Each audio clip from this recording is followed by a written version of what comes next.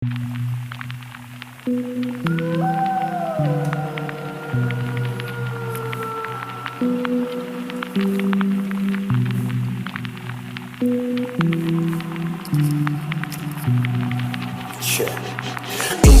arogant, așa pe partea altă. Nu mai vorbe bârfe, nu mă lăsa baltă. Uite-ne aici, suntem mari, depășim 30. Ca și te-ți bați rănile să le vindeci. Și uite-ne în UK, suntem sigurei că avem, că n-avem, e 2023. E tot un lire aici, e fără lei. Niciodată nu suport omul luat pe ulei. Pun mâna acum și apelez pe manei. E păcat vorba aia, ne trec anii. Răspunde fratele, zice tragem ceva, dar noi e ca să avem ce pune pe teștea. Mă apuc cu manii și facem melodia. Trece timpul, trece, povestim tragedia. Cu Vivi și prietenii pe lângă noi. Împreună reușim fără frică de ploi. Pentru că doar împreună vom reuși.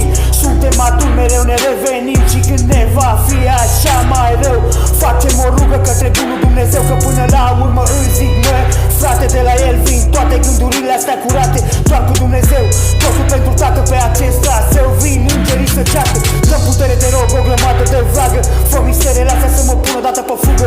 Ascultă-mi voința și ascultă rugăciunea. Dă-mi credința ta, harul și înțelepciunea. Calculator ce ecuații, drumul este lung. Indiferent de situație, dăm ce e mai bun.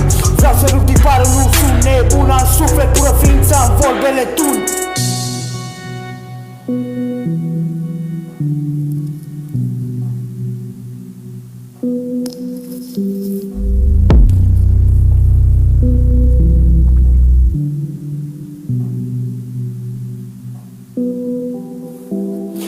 Tată de sus, tu mă veghești și ești divin pentru tot ce creiești și-ți mulțumim, Tată, pentru zile mereu cu inima deschisă către tine. Bogați, săraci, acum oricum am fi.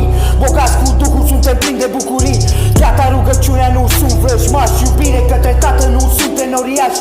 Vine duminica, ne întâlnim la grătar. Trag lângă mine un scaun cu spătar. Da, mă sucesc și mă arunc pe hamac. E foarte cald afară, de haine mă dezbrac.